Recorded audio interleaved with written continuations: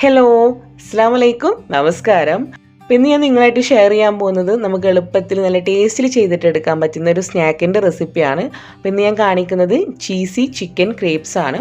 നമ്മുടെ കയ്യിൽ കുറച്ച് ചീസും അതുപോലെ തന്നെ കുറച്ച് ചിക്കനൊക്കെ ഉണ്ടെങ്കിൽ നല്ല ടേസ്റ്റിൽ ആർക്കും തയ്യാറാക്കാൻ പറ്റുന്ന ഒരു സ്നാക്കാണിത്. അപ്പോൾ എന്തായാലും നമുക്ക് വീഡിയോയിലേക്ക് പോവാം. അപ്പോൾ ആദ്യമായിട്ട് നമ്മുടെ ഈ ചാനൽ കാണുന്നവരാണ് നിങ്ങളെങ്കിൽ ഒന്ന് സബ്സ്ക്രൈബ് ചെയ്തിട്ട് സപ്പോർട്ട് ചെയ്യുക. സബ്സ്ക്രൈബ് ചെയ്യുന്നതിൻ്റെ കൂടെ അതിൻ്റെ തൊട്ടടുത്ത് തന്നെ ഒരു കുഞ്ഞു ബെല്ലൈക്കണും കൂടെ കാണാം. അതൊന്ന് പ്രസ് ചെയ്തിട്ട് അതിൽ നിന്ന് ഓൾ എന്നുള്ള ഓപ്ഷൻ കൂടെ ഒന്ന് സെലക്ട് ചെയ്തിട്ട് വെക്കുക. അപ്പോൾ എങ്ങനെയാണ് ഈ ഒരു ചീസി ചിക്കൻ ക്രേപ്സ് നല്ല പെർഫെക്റ്റ് ആയിട്ട് നല്ല ടേസ്റ്റിൽ ചെയ്തിട്ട് എടുക്കുന്നത് എന്നുള്ളത് നോക്കാം നമുക്കിനി. അപ്പോൾ നമ്മൾ ആദ്യം തന്നെ ചെയ്തിട്ട് എടുക്കുന്നത് നമ്മുടെ ഈ ഒരു ചീസി ചിക്കൻ ക്രേപ്സിലേക്കുള്ള ഫില്ലിംഗ് ആണ് കേട്ടോ. അപ്പോൾ ആ ഫില്ലിംഗ് ചെയ്യാൻ വേണ്ടി ഞാനിവിടെ ഒരു പാൻ എടുത്ത് സ്റ്റൗവിൽ വെച്ച് ചൂടാക്കി എടുത്തിട്ടുണ്ട്. ഇതിലേക്കൊരു 2.5 ടേബിൾ സ്പൂണോളം ഓയിൽ ഒഴിച്ചു കൊടുക്കുന്നുണ്ട്. സൺഫ്ലവർ ഓയിലാണ് കേട്ടോ ഒഴിച്ചു കൊടുക്കുന്നത്. ഇതിലേക്ക് നമുക്ക് സവാളയാണ് ചേർക്കേണ്ടത്. അപ്പോൾ സവാള അതുപോലെ നന്നായിട്ട് ഫൈനായിട്ട് ചോപ്പ് ചെയ്ത് ചേർത്ത് കൊടുക്കുകയാണ്. ഒരു 2 അതല്ലെങ്കിൽ 3 മീഡിയം സൈസായിട്ടുള്ള സവാള നന്നായിട്ടൊന്ന് ചെറുതായിട്ട് അരിഞ്ഞെടുത്ത് ചേർത്ത് കൊടുക്കാം. അപ്പോൾ ഈ ഒരു സവാള ഒന്ന് പെട്ടെന്ന് വഴഞ്ഞു കിട്ടാൻ വേണ്ടിയിട്ട് ഞാൻ കുറച്ച് ഉപ്പ് കൂടെ ചേർത്തിട്ട് വഴറ്റിയെടുക്കുന്നുണ്ട്. അപ്പോൾ ഇത് പെട്ടെന്നൊന്ന് കുഴഞ്ഞ് കിട്ടിക്കോളും. ഒരു സവാളയ്ക്ക് അത്യാവശ്യം നന്നായിട്ട് തന്നെ കുഴഞ്ഞ് വന്നിട്ടുണ്ട്. ഇനി നമുക്കിതിലേക്ക് ചേർക്കേണ്ടത് ഇഞ്ചി നല്ല പൊടിയായിട്ട് അരിഞ്ഞെടുത്തിട്ടുള്ളതാണ്. അപ്പോൾ ചെറിയൊരു കഷ്ണം ഇഞ്ചി എടുത്തിട്ട് അത് നന്നായിട്ട് പൊടിയായിട്ട് അരിഞ്ഞിട്ട് അത് ചേർത്ത് കൊടുക്കാം. ഓൾമോസ്റ്റ് ഒരു 1 മുതൽ 1.5 ടേബിൾ സ്പൂണോളം വരും നമ്മളിതുപോലെ എടുത്തിട്ട് പൊടിയായിട്ട് അരിഞ്ഞെടുത്തിട്ട് നോക്കുമ്പം. അപ്പോൾ അതുകൂടെ ചേർക്കാം. പിന്നെ നമ്മുടെ എരിവിന് വേണ്ടിയിട്ടുള്ള പച്ചമുളകാണ് ചേർക്കുന്നത്. ഇപ്പോൾ ഞാനിവിടെ 2 പച്ചമുളകാണ് ചേർക്കുന്നത്. നിങ്ങൾക്ക് ഇതിൽ കൂടുതൽ എരിവൊക്കെ വേണമെന്നുണ്ടെങ്കിൽ അതിനനുസരിച്ചിട്ടുള്ള പച്ചമുളക് ചേർത്ത് കൊടുക്കാം. ഇഞ്ചിയും അതുപോലെ തന്നെ പച്ചമുളകും കൂടെ ചേർത്തിട്ട് എല്ലാം കൂടെ നന്നായിട്ടൊന്ന് വഴറ്റി കൊടുക്കുക. ഇനി നമുക്കിതിലേക്ക് മസാലപ്പൊടികളാണ് ചേർക്കേണ്ടത്. അപ്പോൾ ഞാൻ ആദ്യം തന്നെ ഒരു 1/4 ടീസ്പൂണോളം മഞ്ഞൾപ്പൊടി ചേർക്കുന്നുണ്ട്.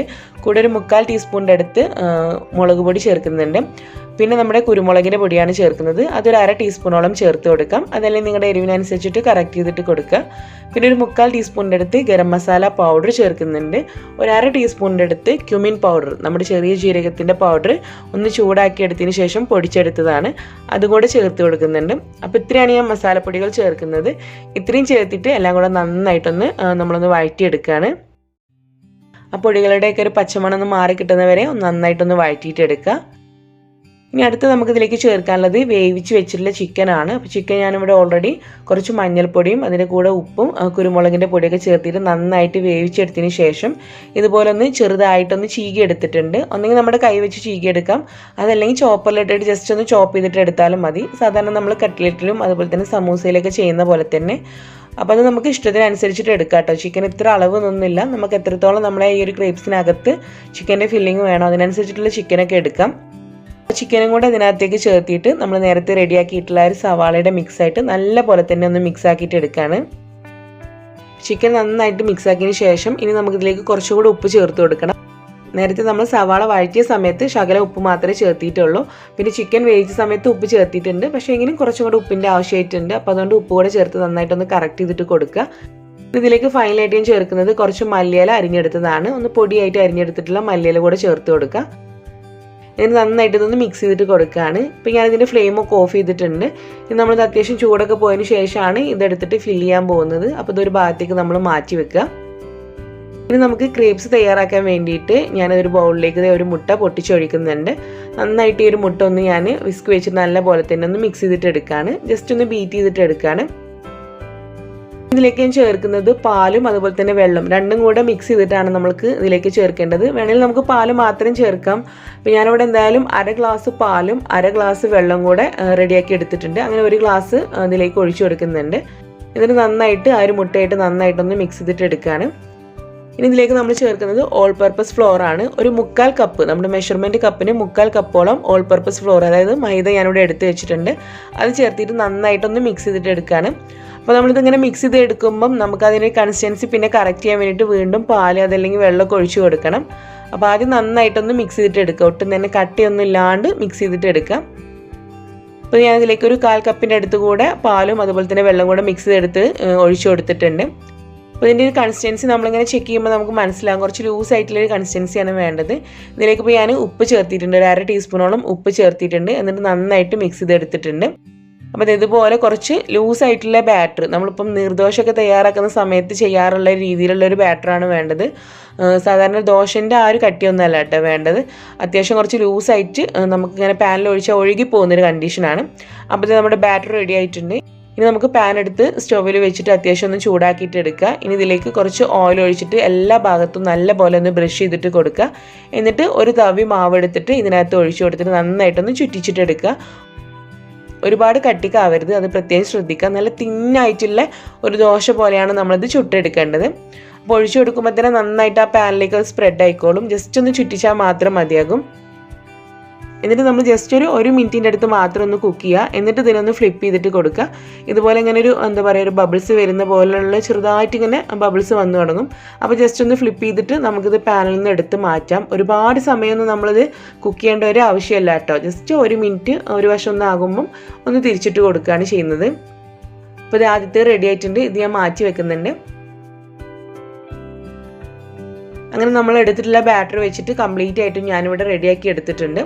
ഇനി നമ്മൾ ഇതിൽ നമ്മുടെ ഫില്ലിങ് നിറച്ച് കൊടുക്കാൻ പോവുകയാണ്. അപ്പോൾ ആദ്യം ഇതുപോലെ ഒന്ന് എടുത്തിട്ട് ഇതിൻ്റെ സെൻറ്ററിലായിട്ട് നമ്മൾ റെഡിയാക്കി വെച്ചിട്ടുള്ള ചിക്കൻ്റെ ആ ഒരു ഫില്ലിങ് വെച്ച് കൊടുക്കാം. നമ്മളിതൊരു സ്ക്വയർ ഷേപ്പിലാണ് ഇതിനെ റാപ്പ് ചെയ്തിട്ട് എടുക്കുന്നത്. അപ്പോൾ ആ ഒരു സ്ക്വയർ ഷേപ്പിൽ തന്നെ നമ്മൾ എന്ത് ചെയ്യുക, അതിൻ്റെ ഫില്ലിങ് വെച്ച് കൊടുക്കുക. ഇതിൻ്റെ മുകളിലായിട്ട് ഞാൻ കുറച്ച് മൊസറല്ല ചീസ് വെച്ച് കൊടുക്കുന്നുണ്ട്. ചീസൊക്കെ നമുക്ക് വേണമെങ്കിൽ കുറച്ചുകൂടെ കൂടുതലൊക്കെ വെച്ച് കൊടുക്കാം കേട്ടോ. ഞാനിപ്പോൾ ഇവിടെ കുട്ടികൾക്ക് ഒരുപാടൊന്നും ഇഷ്ടമില്ലാത്തതുകൊണ്ട് കുറച്ചേ വെച്ചിട്ടുള്ളൂ.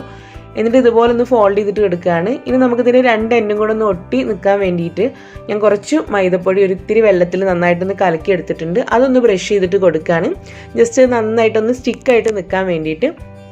എന്നിട്ട് ഈ ഒരു രീതിയിൽ രണ്ട് വശത്തുനിന്നും ഒന്ന് ഫോൾഡ് ചെയ്തിട്ട് എടുക്കുകയാണ്.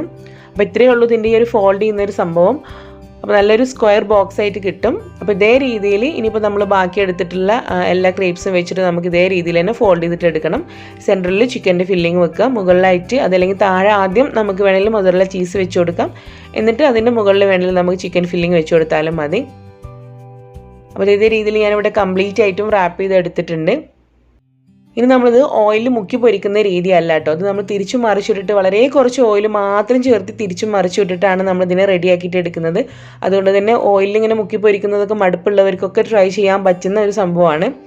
അതിന് വേണ്ടിയിട്ട് ഞാനിത് പാൻ എടുത്ത് സ്റ്റൗവിൽ വെച്ച് ചൂടാക്കിയിട്ടുണ്ട്. എന്നിട്ട് അതിലേക്ക് വളരെ കുറച്ച് ഓയിലൊന്ന് ബ്രഷ് ചെയ്ത് കൊടുക്കുകയാണ്. എന്നിട്ട് ഇതേ രീതിയിൽ നമ്മൾ ഒന്നോ രണ്ടോ ഇങ്ങനെ ബാച്ചായിട്ട് വെച്ചിട്ട് നമ്മുടെ പാനിൻ്റെ സൈസിനൊക്കെ അനുസരിച്ചിട്ട് ബാച്ചായി വെച്ചിട്ട് നമ്മൾ അതിനെങ്ങനെ തിരിച്ചും മറിച്ചിട്ടിട്ടാണ് അതിനെ റെഡിയാക്കിയിട്ട് എടുക്കുന്നത്.